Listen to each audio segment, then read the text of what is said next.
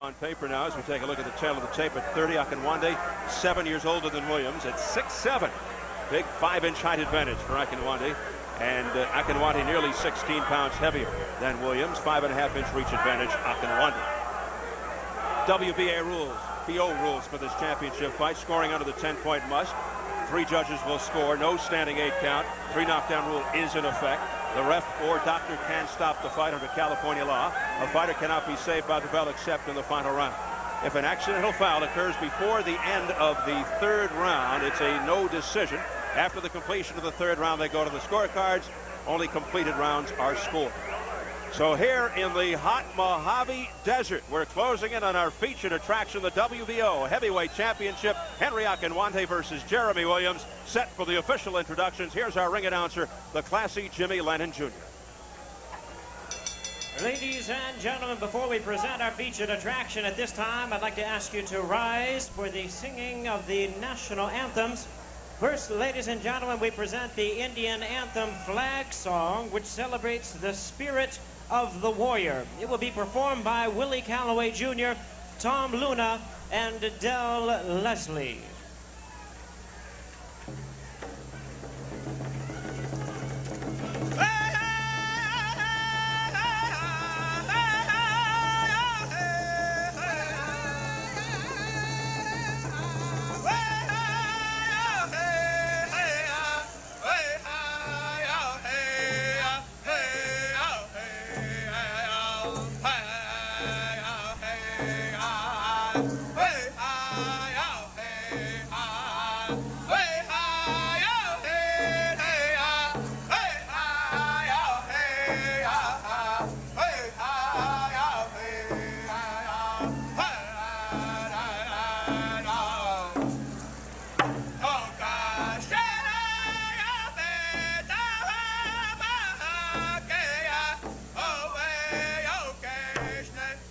Of the blue corner, he is wearing white trunks with multicolored trim, fighting out of Long Beach, California. He weighed in at a ready 216.5 pounds. His record includes 26 wins, only 1 defeat, 23 wins coming by way of knockout. Here is the former WBC Continental America's heavyweight champion, currently ranked the WBO #4 heavyweight contender in the world, introducing Jeremy Williams.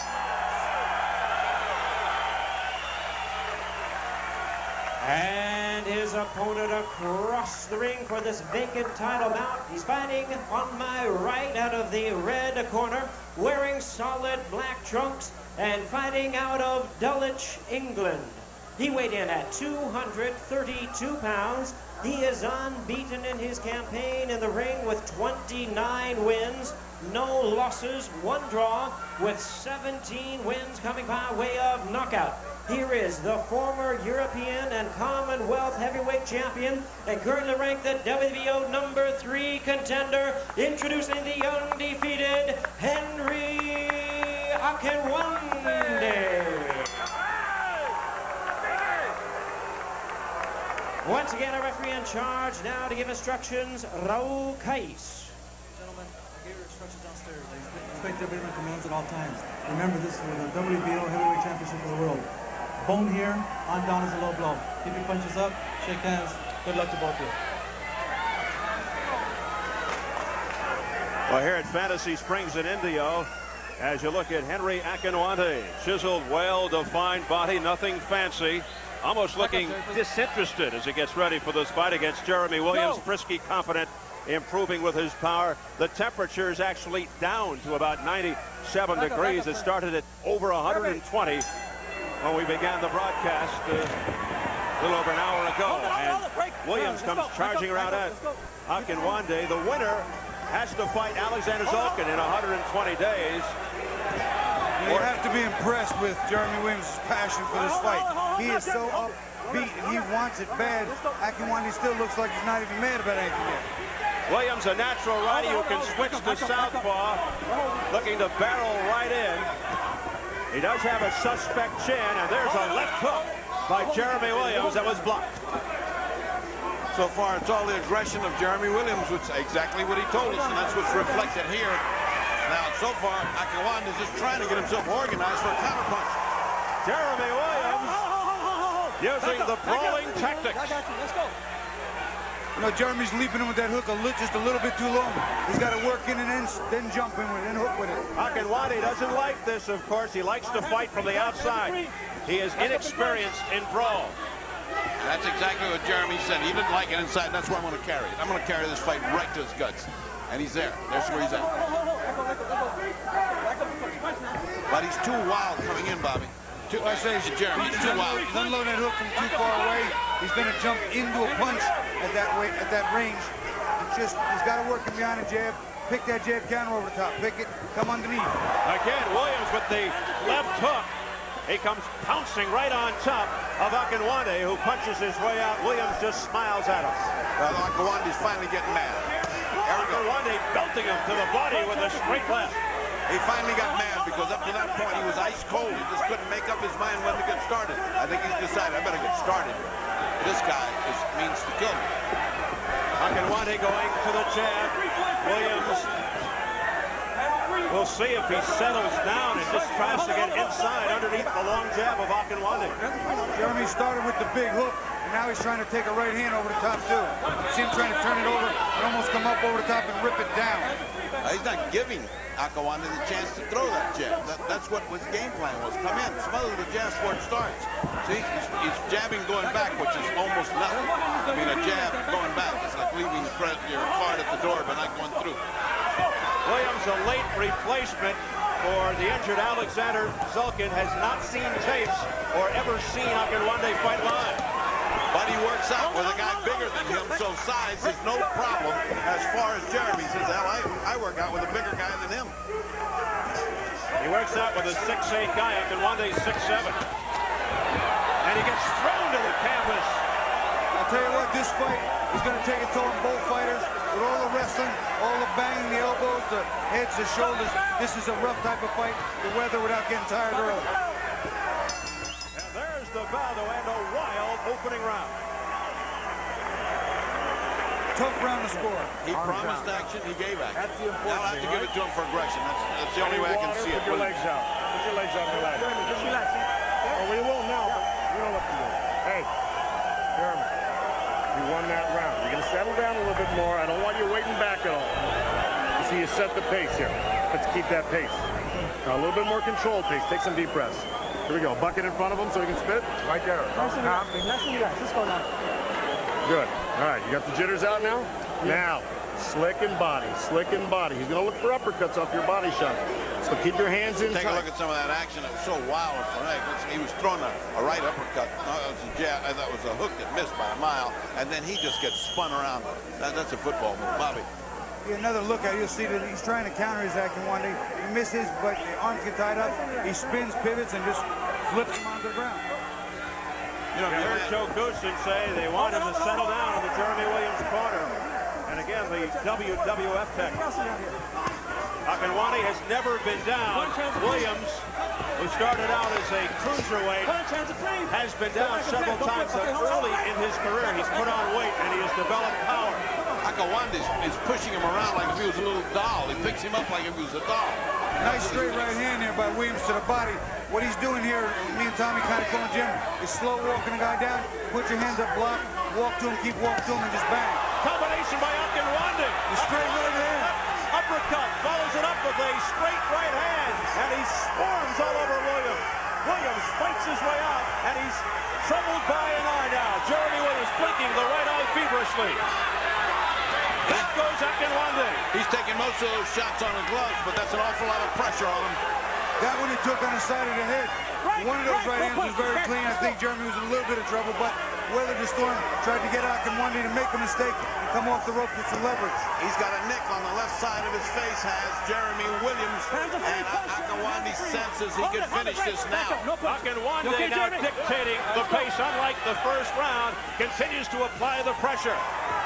And this has totally turned around. All right, hold it. Break. Let's go. Back up, Jeremy. Back up. I'm ready. You're making me wrestle. I don't like to wrestle. Let's go. Raul Caiz doesn't want any wrestling. Punch. Hands are free. Punch. Williams firing away with the right. with the left. As steam has gone out of Jeremy Williams, he isn't that wild bull anymore. He's got to settle down now because he came very, very close to taking a knockdown there in that corner. Williams looking to load up and end this with one punch, as he did with Arthur Williams. I still believe he's jumping in from a little too far away. He's got to work with a jab, pick the shots, and crowd him. That far away stuff is what got him hurt before. He walked into one of those right hands. You know what happens when you walk in? You double the momentum, you double the power. The sweet science has gone out the window. No boxing from Jeremy Williams. Well, it's brought Akinwande back to the world of violence because he was very cool at the beginning, but boy, he's back in there trying to throw bombs and get this guy out of there. Akinwande does not want to be here for 12 rounds. The brawl continues. We approach 30 seconds remaining in round 2, and it has been virtually non-stop. Stop holding. Stop charging like a wild bull in box. Let's go. Back up and punch. And again, they clash. Back up and punch. Hands are free. No, Caiz urging them to back up and punch. Instead, Akinwande tying Williams up. Oh, a sharp right uppercut by Akinwande. Williams is still punching with that free arm on the inside. Akinwande wants to hold. Nice uppercut by Akinwande. As we head for the bell.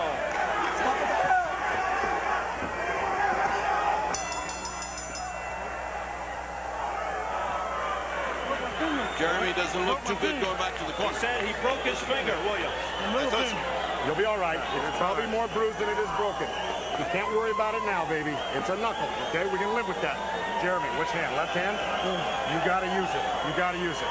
You don't want me to stop this goddamn fight? Okay, all right. Just sit back and can't think about it. Put your legs out. All right, now you can start going to a little bit of a jab now. All right? Now you set the pace here, Jerry. You're backed up in that corner. You got hit. Here's where he got into the corner and all kind of trouble happened to him. There's the right hand. Bobby said last time landed solidly, and now the rest of these begin to come on the glove, and some of them come through. Bobby, I think he was in trouble there. No, I don't think he was in big trouble, but I think he was in trouble. I think the right hand caught him. You watch it again from another look. Caught him pretty much from the neck and chin right there.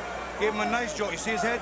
See his eyes just for a split second there roll? That's why I thought he was in trouble. He was, you know, his attention was gotten immediately. He came out okay, but he's still not steady.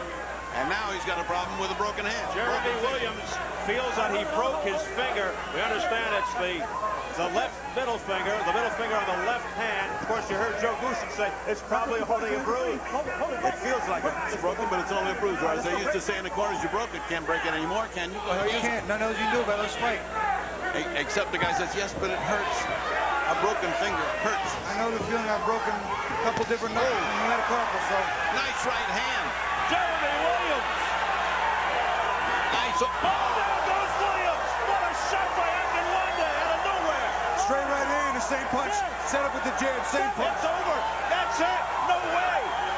Henry Akinwande is the new WBO heavyweight champion. Right down the pike, Bobby. Right down the pike.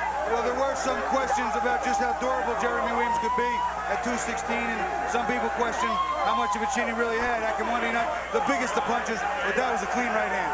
That was a clean right hand, and as you pointed out, when you're coming in, it doubles the effect of the punch. You know, you got to give this guy credit. Williams came in to fight, and he was reckless. I was impressed with his passion, but that's just it. Reckless abandon will not get you anywhere most of the time. That's one thing about me. Well, he certainly boxed well, Akinwande. After waking up from the usual doldrums that he begins in, he began to fight really hard in the second round. I gave it to him, and I thought the third round he was taking well, and I thought the fight was on the way to completion. It did get completed much faster than I thought. Well, I said earlier before the fight started, I thought the height and the range was going to be the difference. Jeremy couldn't solve it. He's jumping in from the outside. If he got inside, he stayed there, got his hands free, and worked his way in, might have been different and more effective, but the height and the reach took care of business. Here we'll take a look at the end of the fight. Akinwande's using that height and that range. Jeremy again, jumping, coming up out. That right hand, he just doesn't block it. It comes right down the middle, right inside his left hand, which was up, right inside it, clean, right on the jaw. Well, Jeremy Williams certainly fights with bad intentions, but he was careless. Here's another look at it. You see that right hand just went right inside his, he missed it, just completely missed the block it, right on the chin, and he was in trouble. Not the first time he's been down, and a smiling Henry Akinwande will go back to Tallahassee, Florida as the new champion. The WBO heavyweight title is vacant no more. The belt now belongs to Englishman Henry Akinwande. Wins it in his first try at a world title. Remains undefeated. 30-0-1. Let's get the official time from Jimmy Lennon Jr. Ladies and gentlemen, we have the time. 43 seconds of round number 3. A referee in charge, Raul Caiz, stops the contest. He's the winner by way of knockout and the new WBO heavyweight champion of the world, Henry Akinwande. So there you have it. Obviously, the late change in opponents not having an adverse effect on Henry Akinwande, who was originally slated to fight Russian southpaw Alexander Zalkin. As you see, a very disappointed Jeremy Williams, who just went out there in reckless fashion trying to end this thing with one punch. Instead, it's Henry Akinwande, the new WBO heavyweight champion, as 23-year-old Jeremy Williams sees his record drop to 26-2. Big crush in the ring right now as Ferdy Pacheco makes his way, looking to talk to the new champion. So we're all set for post-fight reaction. Let's go after the fight, Doctor. Ferdy Pacheco. All right, congratulations. A startling knockout. Did you think it was going to be that clean? I mean, I've been working with my new trainer, Dantana, about planting my feet more instead of me to be running, so he said if I plant my feet more, I'll get a lot more power on it. And we've been working on that. And when they said Zalkin pulled out, my trainer said no problem. We just have to fight him the same way. So, I mean, everything just worked out. And I'm very grateful for Don King for giving me this opportunity. Let me ask you, were you surprised at that fierce opening first round? That guy came out to kill you. No, I mean, I know that he's going to do that. So it's just I try to hold my own, but I just said let me do whatever he wants, so the second round. All right, Turner, who has been in boxing as long as I have, I think, were you afraid or surprised that first or second round that your guy was going to be overwhelmed by this guy? No, because we had worked on it. We had a lot of sparring partners that overwhelmed him, and that's what we worked on. We knew that Zalkin was a plotter. We knew that this guy come in. And, Jeremy Williams was one of Kevin Rooney's guys, and he threw a lot of looping punches and never a straight punch. And I knew that a straight punch would be the crooked. All right, let's take a look at the replays, because I want the champ to see himself in action. Take a look at this. You tell us what you do. I mean, Don Turner said, I should just set him up and go with 1-2. And as soon as I see him coming in, I know that he's going to rush in, and the 2, because I know that he cannot match me punch for punch, So did you think he was going to get up? I don't think he's going to get up, because the second round I had him on. I had him the second round, and all right, the politics of this has to be that in 120 days he's got to fight Zalkin, right? No, you don't have to fight Zalkin. Hold it. We don't know what we're going to do. But first of all, right now we want to savor the championship. We with Francisco Van Casa, who's the president of the WBO. They tried to make a coup on him, and whenever they try to make a coup, we stand beside him. So I'm behind Van Casa. I'm going to be with him all the ways, to get the WBO back on his feet, straight and clean, and everything will be merit. This guy is a great champion for the WBO. He knocked him out with a clean punch, and all he keeps telling me is he wants Tyson. So he's going to get an opportunity on July 13th to witness Tyson. Don't scare this guy. This guy, man, he is Let great. him enjoy his night. Let him enjoy his night. Don't listen to him. Don't He worry about said, Tyson. Don't listen to him. I want to get this title because we want to be a part of it. He wants it. Here's a tough guy. Here's a tough. He did a great job. Give credit. He really made this fight come out. Here's a guy that fought his heart out. You said you were going to come out blasting, and you certainly did that first round. I broke my finger in the fight. I mean, it's no excuse. It's a hell of a fighter. I thank Don King Productions for the fight. But I'm 23. I'll be back. Yeah, we heard that you had broken. That'll help you get back. We heard. A great man when you with Joe. As long as you got Joe, you got him, man. You got me. We heard you broke your hand, and of course, you not your hand, your finger. Yeah. And that to be determined by X-ray. That's no difference, no excuse in this. There's no excuse, but that is a fact that we have to address. He's a great but fighter. He deserves a championship. He's a hell of a man, and I appreciate the opportunity, Don King. Thank you very much. But I'm 23 years old. I will be back. All right. So, Don, from here, we are hopping to the desert, and another splendid night in the desert. Yes, we are. But first, let me say happy birthday to my champion, Mike Tyson, and to my team, Rory Holloway and John Horn, who's there. They're receiving the Victor Award tonight with David Marmel at the Hilton Hotel. And we just want you to know that it was a great show here. I'll be there tomorrow for your birthday. Tomorrow is Tyson's birthday. We got him a Viper. We want to thank Kurt Cobian and all that helped us to get him a Viper for tomorrow. And he'll be getting his Viper. So Mike Tyson is getting ready for Bruce Seldon, which is going to be champion versus champion, July 13th at the MGM Grand in Las Vegas, Nevada. The yellow brick road leading to the city of Oz. I'm an old car freak. I don't know what a Viper is. Is that a motorcycle, a car, or a snake? What are you getting? That's the new car by Chrysler, the Dodge Viper. It's one of those beautiful, magnificent sports cars, and that Tyson is going to have one for his birthday, along with a Lamborghini he's going to have for his birthday also, a yellow and black Lamborghini. And we're just excited about that. Tyson is getting ready every day. Rory is right on the camp.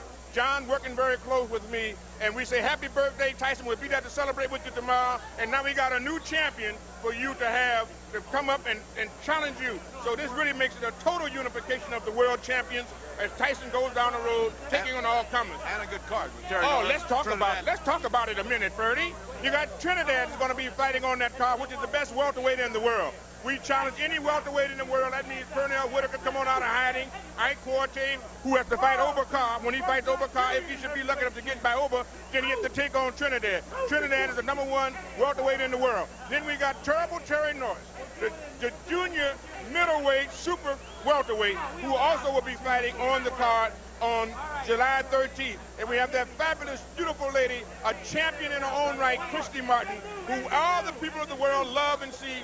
She can fight. She is ready, and she will be in there to demonstrate her talent again on the 13th of July in Las Vegas, Nevada, at the MGM Grand. So call your local cable operator now to make certain you get in. And if you can't be there to see it live and in living color on the scene, then check it out on the screen by pay-per-view. One last question. There's a lot of flies around here. Are you drawing that, or am I drawing that? Which one of us is drawing these? Well, we're in the desert, and the flies are having, they want a little freedom, too. We had a great show tonight, as usual. I want to thank Matt Blank. You know what I mean? Matt Blank got to be thinking. Tony Cox, all the guys that are around. Ferdy, we're going to be on the road. And I understand they're hollering at me. I've been on the road. Right. I got to go back to Bobby Ches, who's been on the road with Steve Albert at ringside. All right, Doc, always a verbal adventure alongside Mr. Don King. Well, a lot of people, of course, downplay and poo-poo the World Boxing Organization, but Henry Akinwande may have just bought himself a ticket to the Mike Tyson sweepstakes down the road. Well, he's been in the Mike Tyson sweepstakes from the start. I think he's a quality heavyweight. He's 6'7", gives him an outrageous advantage in height and reach over even most of the big heavyweights. The biggest being Bo and Lennox Lewis at 6'5". This is a big kid. If you ever put on a little more muscle, you never can tell. Is that Tom still talking? Probably. All right, what a surprise. Well, here on Showtime Championship Boxing, time now to present our Fighter of the Night Award. A special panel of judges comprised of members of the boxing media covering tonight's action. Votes on the Fighter of the Night. Let's take a look at the panel. Carlos Arias of the Orange County Register, Tim Kawakami of the LA Times, and Bill Plunkett of the Desert Sun. And our judges have selected, by unanimous decision, the man we just saw, 6'7" Henry Akinwande. Congratulations to the Englishman chosen as our Fighter of the Night. A $5,000 donation will be made in the name of Henry Akinwande and the Cabazon Band of Mission Indians to the United Negro College Fund, the National Hispanic Scholarship Fund, the University of California, Riverside, by Showtime Networks and Don King Productions. Well, once again,